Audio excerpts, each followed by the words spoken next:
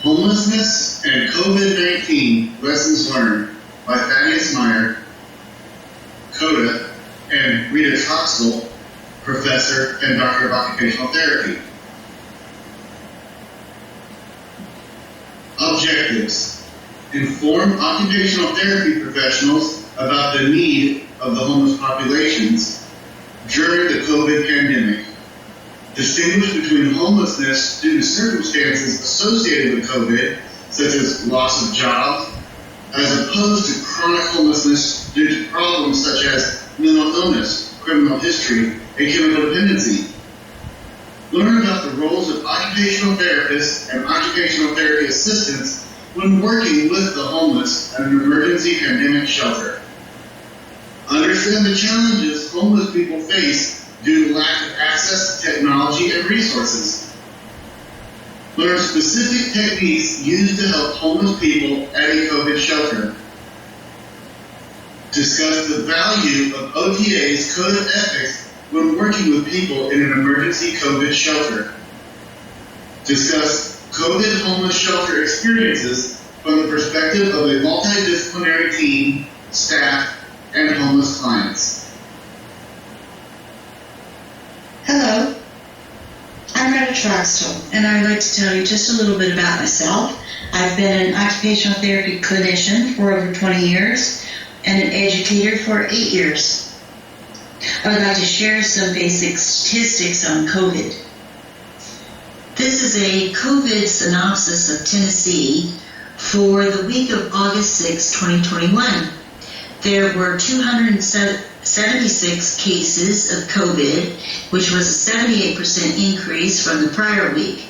The positive COVID rate was 15.9%, which was down 0.2% from the previous week. Hospital admissions, however, increased by 65%. Here are some interesting statistics about the deaths from COVID-19 in the United States. 618,591 total deaths as of August 7, 2021. And this is very interesting. The World Health Organization said that 1.8 million deaths were reported, but the estimate is that there was actually 3 million COVID deaths worldwide. That's appalling.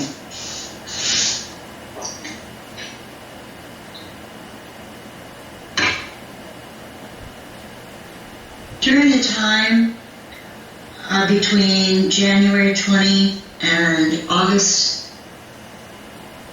the total deaths in Davidson County, Tennessee, was 2,114, and there have been 13,687 deaths from COVID in Tennessee total. Hello everybody, my name is Thaddeus Meyer. First of all, I'd like to apologize for the background setting here, but this is the quietest place I could find to do this presentation, so hope you enjoy my cabinets, and my dog's coming in and out from time to time, I'm sure. So, as I said, my name is Thaddeus Meyer. I'm a COTA.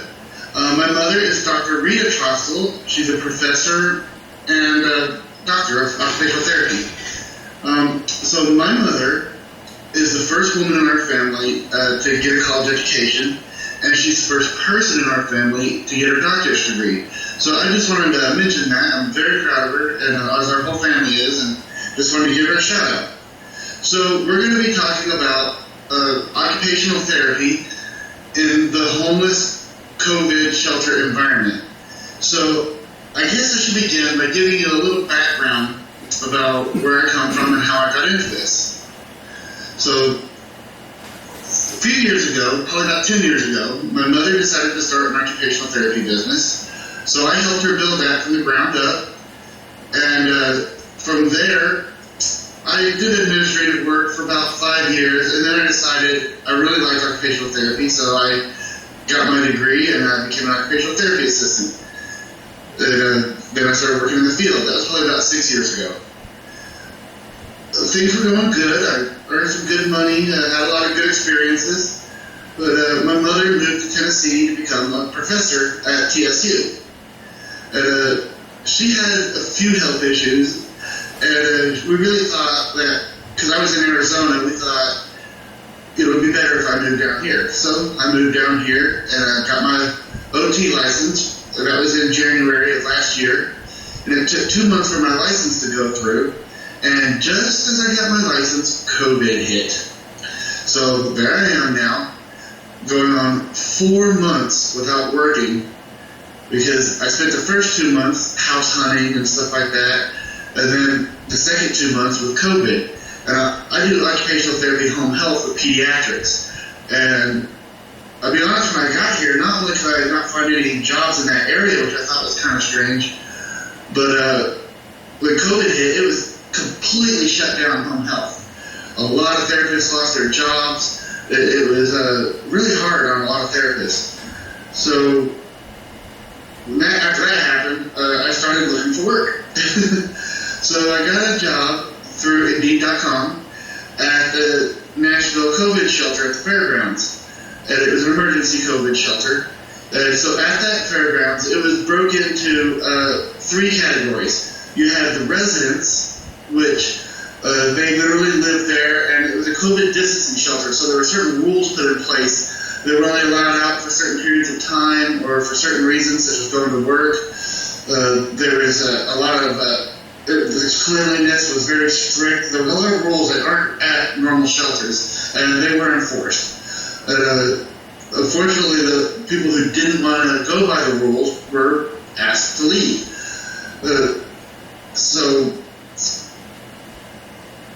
Sorry, I lost my train of thought.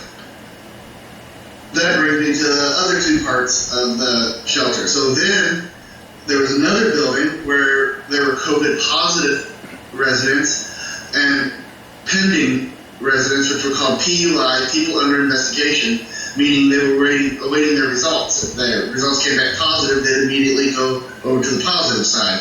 So I was working for over a year with COVID positive residents, people that weren't sure if they were COVID positive, and the homeless population that were living there as residents. Within that shelter, there were families, children, men, women of all ages. I actually ran into a lot of people with disabilities, believe it or not, autism, PTSD, physical, cognitive, and mental disabilities. It was quite a range of people. It was very interesting.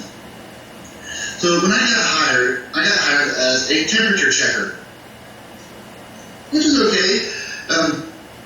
It paid pretty good. Plus there was $4 extra emergency pay, and then another $2 for working with COVID positive people. So that was a pretty good incentive. I will say the salary was about half of my salary as an OT. So I just wanted to mention that. So as I said, I started out as a temperature checker, but as a COTA, I started looking around, noticing people's issues, assessing the situation, and I was like, you know what, I think I can make a difference here, because I immediately went into therapy mode. So I started seeing the issues and started thinking about how I could fix them. So I went to my supervisor and I mentioned to him that I saw certain issues, which I'll get into here in a little bit, and that I thought I could be of help. And my supervisor was kind of grateful. He said, yeah, go for it. And so I did. So the first thing I did was I sought out people with cognitive and mental disabilities, and I did a little one-on-one with them, getting to know them, getting to know the actual people rather than the residents as a group. So I'll never forget this one gentleman. I don't want to give too much information on anybody at the shelter, so I won't say any names, but I will briefly talk about some people just a little bit. This gentleman, he would rock, and he had autism, and he would rock very vigorously, and people looked at him kind of strange. They didn't really approach him. It really affected his social interactions with people.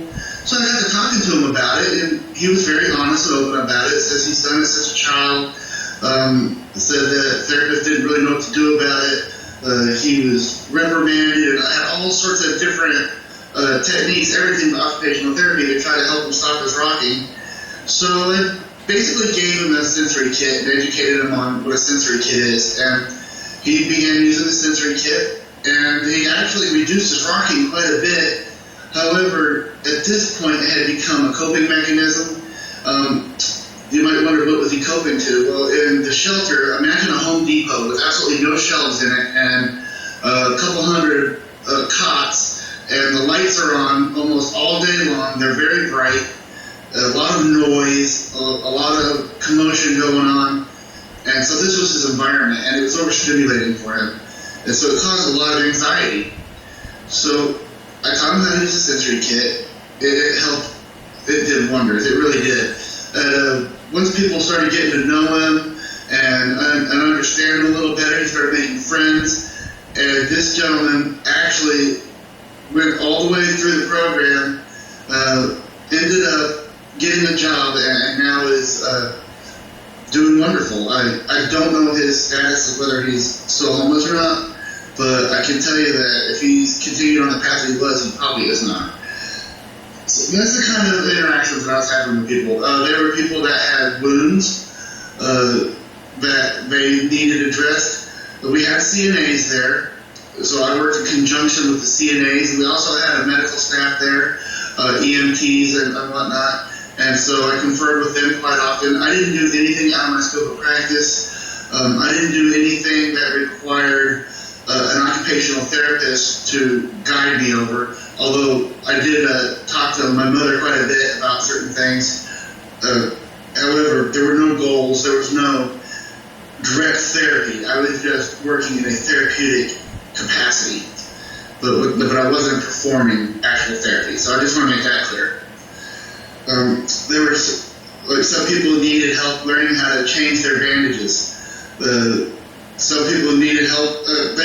There were so many homeless people. They are so unhealthy, and they have very little resources. Imagine a gentleman in a wheelchair. He can walk, but he's got himself in a wheelchair because walking is excruciating for him, and he has a wound on his leg, and he can't even bend over to clean it because he's very large. And so with just a little bit of help and a little bit of teaching, he was able to learn how to use reachers. He was able to learn how to use a long-handled brush. He was able to learn how to put a bag on his leg so he could take a shower and keep the wound from getting wet. At the time, it was per doctor's orders, but nobody trained him how to keep it dry. So I was helping with stuff like that. Just basics. A lot of the people there had mental illnesses. I saw people with schizophrenia. Almost everybody unmedicated. There was actually a lot of different types of schizophrenia. It was very interesting, from mild to severe. Let's see. I worked with people that were cognitively impaired. Like maybe they were 50 years old but had the mentality of a 20-year-old. I worked with sex offenders, murderers. I worked with ex-cons, people that had recently been released from jail. I worked with families. I worked with mothers. I worked with children. My whole goal was to help them become independent. That was my primary focus. How can I help these people become independent? And how can I help them get a better quality of life? So when you start thinking about that, that's how you start understanding the role of an OT in an environment like this. So basically, I started thinking, I have all these issues, all these problems, they need to be addressed. I have this large, vast group of people. Everybody's an individual, but at the same time, I noticed there were groups that shared commonalities. For example, PTSD.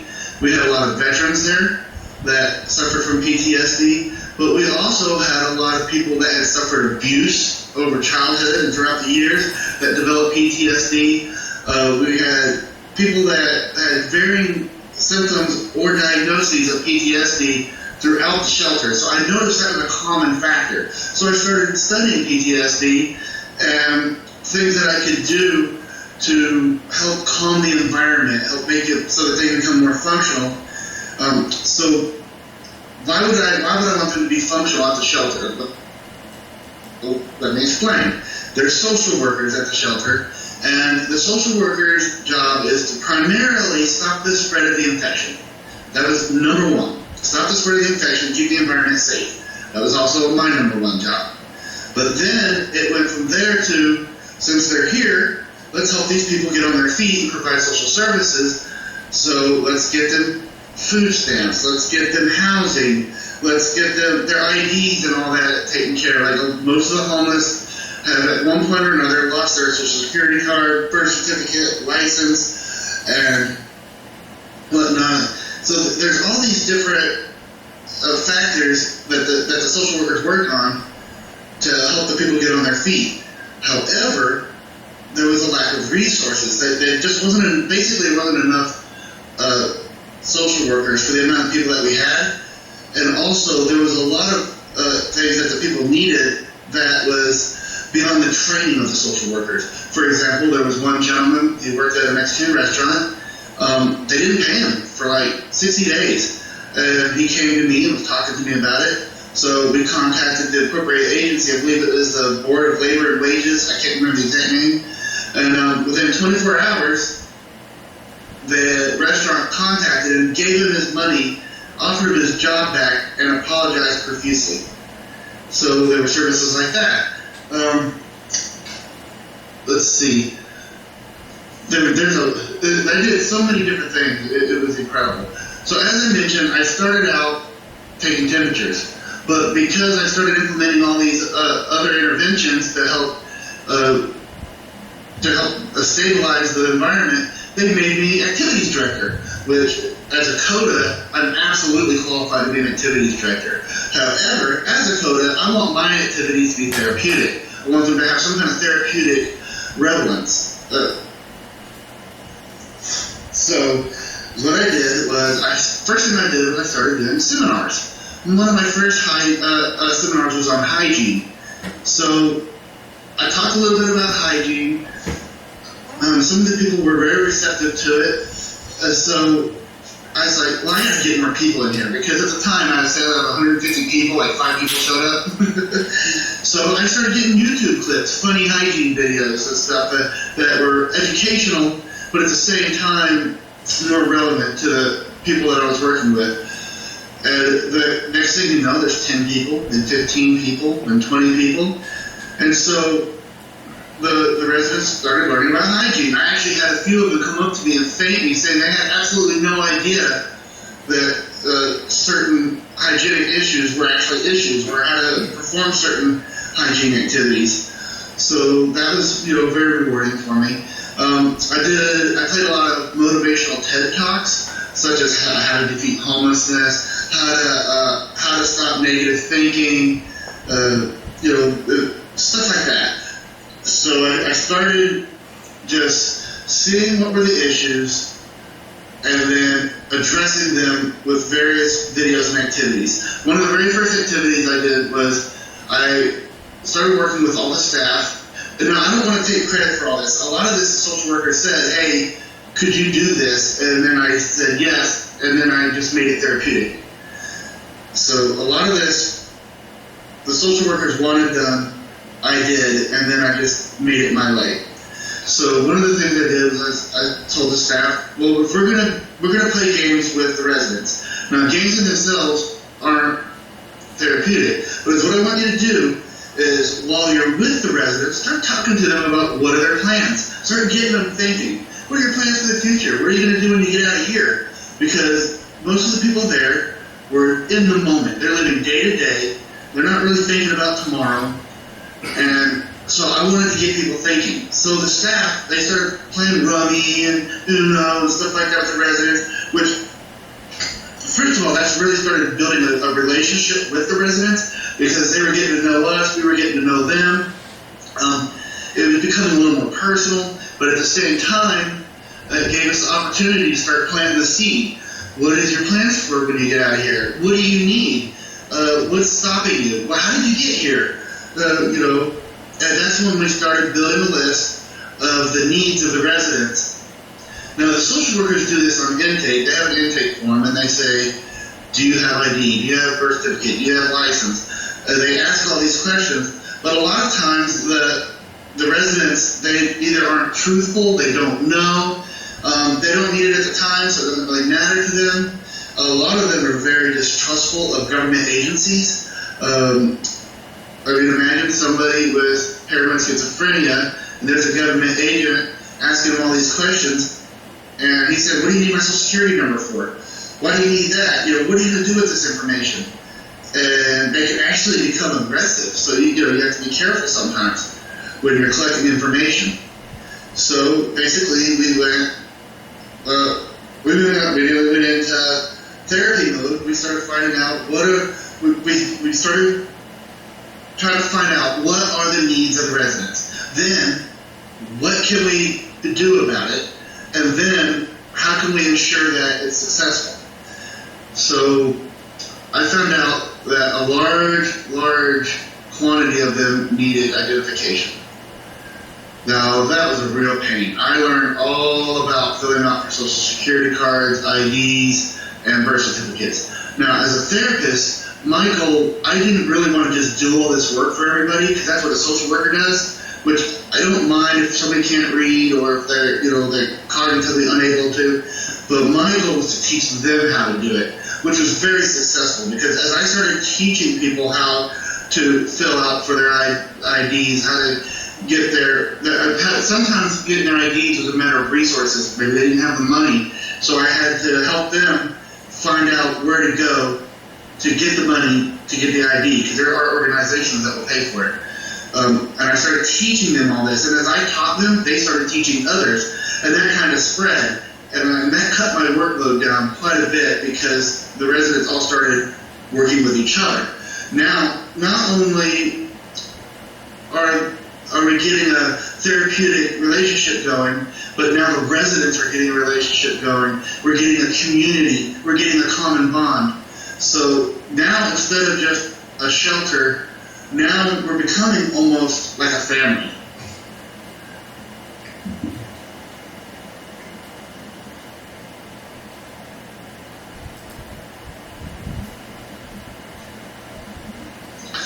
So let's discuss, how can occupational therapy assist with the epidemic of homelessness?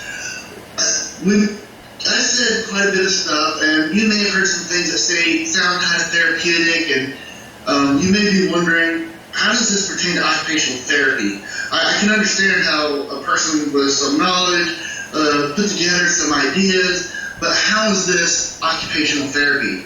How can we get into this field and really do some good? So first, let me remind you, what is an occupational therapist? What do we do? Why do we do it? Then, who is our clientele? Who are we trying to reach? And what are their needs? And hopefully, this will all come together, and you'll see how the occupational therapy can be incorporated into this environment in a very real and very functional way.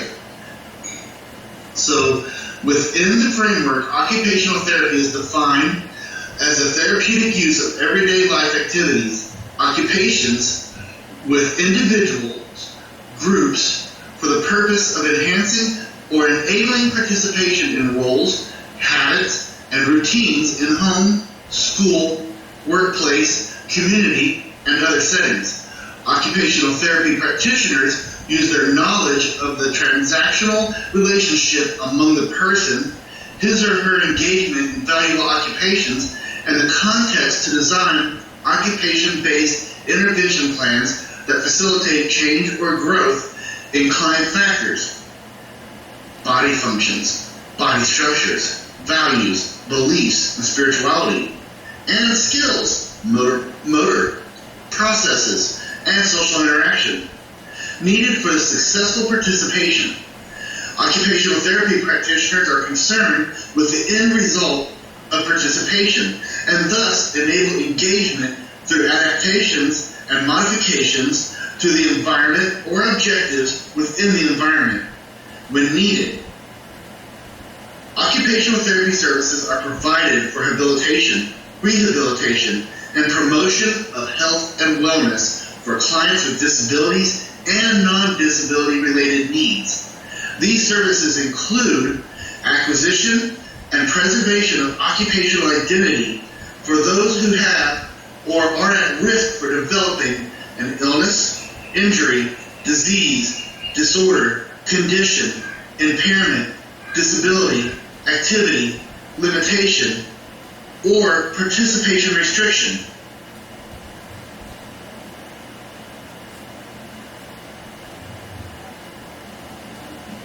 What are our domains of practice? What exactly are the areas that as therapists we work in? Well, we work with activities of daily living such as bathing, dressing, and toileting, intermenstrual activities of daily living such as home maintenance, caregiving, and care of pets, work activities, leisure activities, education, rest and sleep, play, and social participation.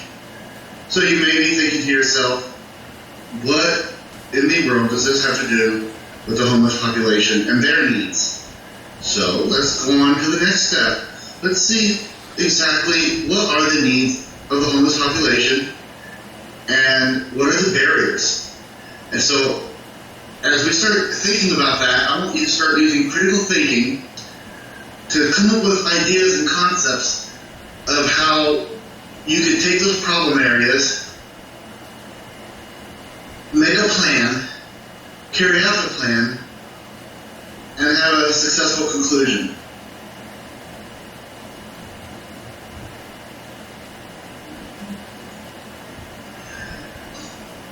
Needs and barriers regarding the homeless.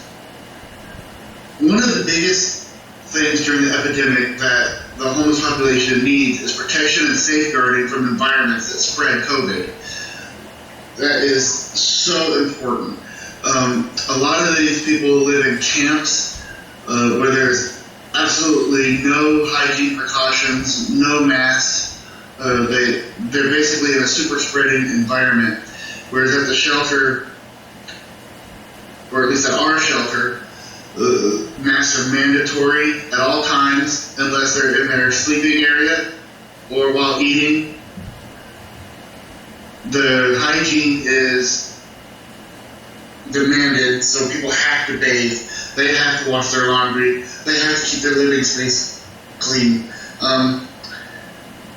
Some people might say that takes away freedoms, but not doing this could take away life, so it supersedes. Even though the rules are pretty stringent, it's for the greater good. They also need housing and food, clothing, transportation, medical and mental health.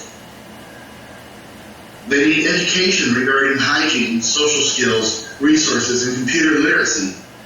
They need identification such as social security cards, IDs, birth certificates. They need income. They need to learn budgeting skills, banking skills. They also need employment, which includes work experience, resume building skills, interview skills, and many of them need childcare.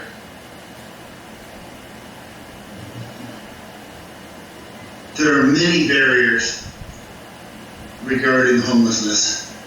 Mental illness, physical and cognitive disabilities, prejudice and stigma, chemical addiction, lack of education and low skill set, criminal history, child support obligations, access to technology, hygiene habits, criminal mindset and behaviors, limited resources available, and family discord. Now at the shelter, we had social workers there, and they tried to provide as much resources as available. It was actually difficult to get some people to come to us to get the resources. Hence the activities that I had talked about earlier, where we're trying to get to know people, trying to get them to know us, trying to get them more comfortable it was like pulling teeth for some people to get them to try to get resources to better themselves. Because a lot of them were just comfortable where they were. For them, the shelter was a huge step up from living on the streets, and they were just kicking back and enjoying it, but had no intentions of actually bettering themselves. Unfortunately, that there was a percentage of the population that was just true, that no matter what was offered to them, they weren't going to take it. And I would imagine you have that in any setting. But there were a lot of people there that really needed help and really wanted help.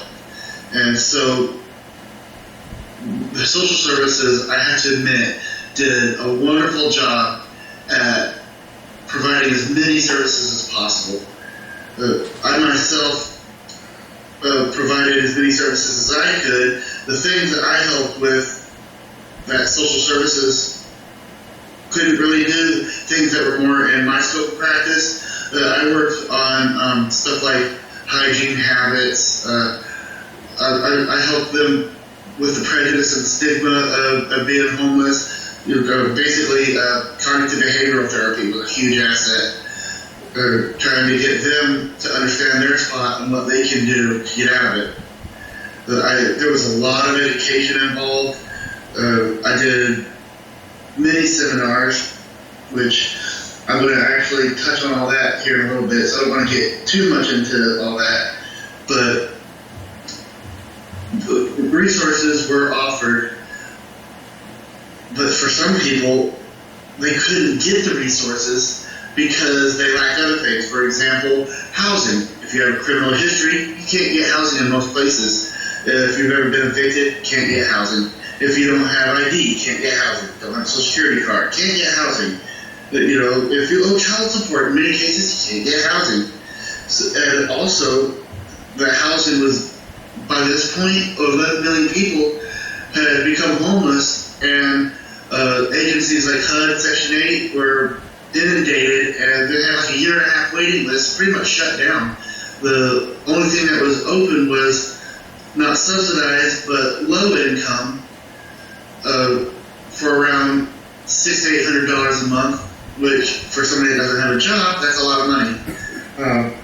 Then on top of that, they didn't know how to fill out resumes, they didn't know how to, they didn't have a huge skill set for a lot of work. It was really difficult. So as a therapist, I had to do a lot of what we would consider, if we were doing therapy and we had a kid and he couldn't pick up a ball to throw it, well, we'd do pre-activities to warm up the hand and to strengthen it and whatnot in order to get him to be able to pick the ball up and throw it. In this case, getting services was the ball being through. So as a therapist, I had to do pre-activities such as preparing the person to be able to function well enough to carry out the responsibilities to receive the receive the benefits being offered. So that was my biggest role as occupational therapy assistant in that setting as a COTA, was the pre-activities. It was huge. Helping people get nicer clothing. It was very, very difficult. It was a lot of work, but it was wonderful work, and there was a lot of success. And it was multidisciplinary, with all the staff pitched in on this. The social workers, the EMTs, the CNAs, the general staff. It was a huge team effort, and we all worked together as a team. And as I mentioned earlier, we actually started becoming a family. Many of the residents themselves started pitching in. A lot of them got over their previous behaviors and started developing. We have one gentleman there. He went from jail to becoming a resident, to working, to becoming successful. He had his own home, got a car. So there was a lot of successes there. So anyways, these barriers can be very difficult to overcome, but not impossible.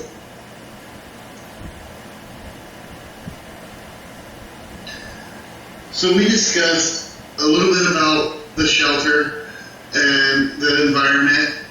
We discussed exactly what an occupational therapist is and what are their domains.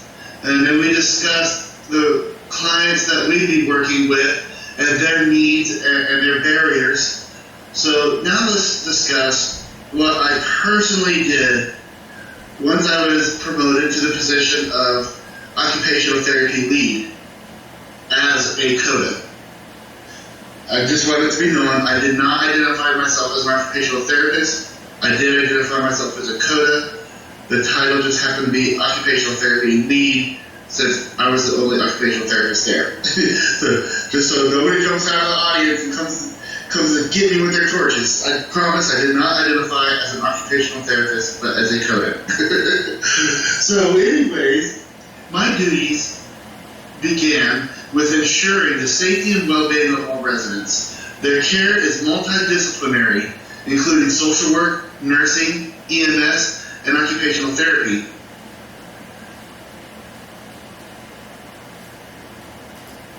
My responsibilities and duties consisted of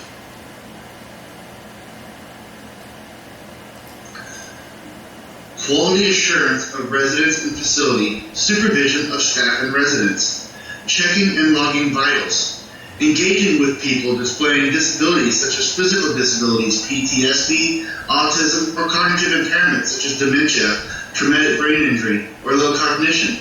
The focus is to ensure the safety and aid with independence within the program. Modified techniques are taught for self-care when needed. Examples: adjust equipment such as wheelchair, both electric and standard, to avoid sores and discomfort, and give basic education such as maintenance and precautions. Engage discussion to ensure well-being, decrease stress, and aid with independence for self-efficacy. Often, the need is as simple as listening one-on-one and providing reassurance, utilizing therapeutic use of self. When needed, cognitive behavioral techniques are utilized to help the residents to focus motivation towards a guided personal goal.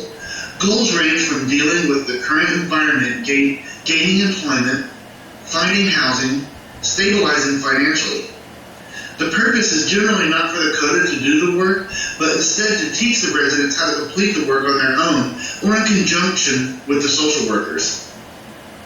Assist with activities of daily living among cognitively and physically disabled, elderly, mentally ill, and general population of homeless men and women. One-on-one assistance teaching how to gain housing, insurance, EBT, Social Security disability, and any other needs to ensure independence. Direct activities to enhance morale and aid with social participation and overall health. Provide small group activities with guided discussion, skill building activities, and seminars to promote independence. Types of seminars or discussions are both group and one-on-one.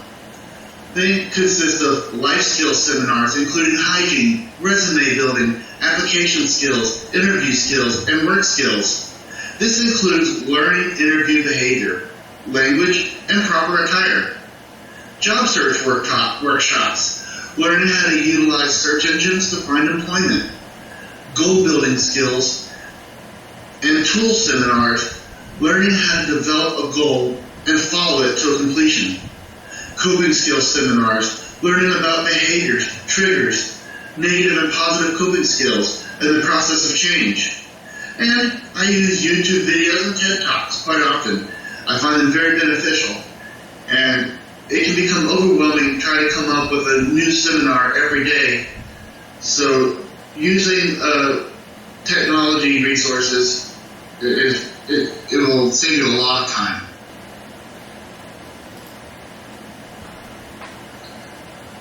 Thank you for coming to this presentation. I hope you enjoyed it. I hope that you got some insights and learned some things. I hope I was helpful. I'm teaching you how occupational therapy can be involved in the homeless population.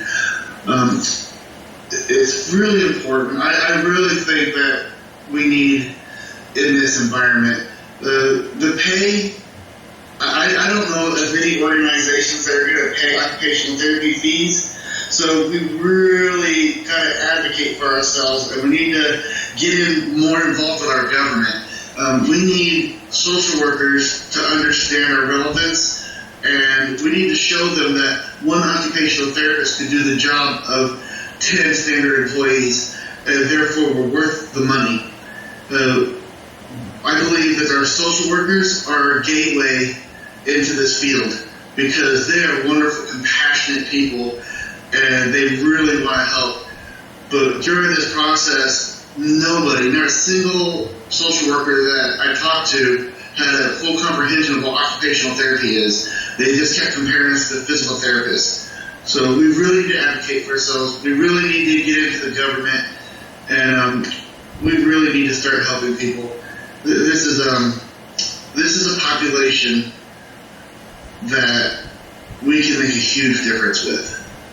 So my mother and I thank you very much, and I hope you have a wonderful day, and thank you. Bye.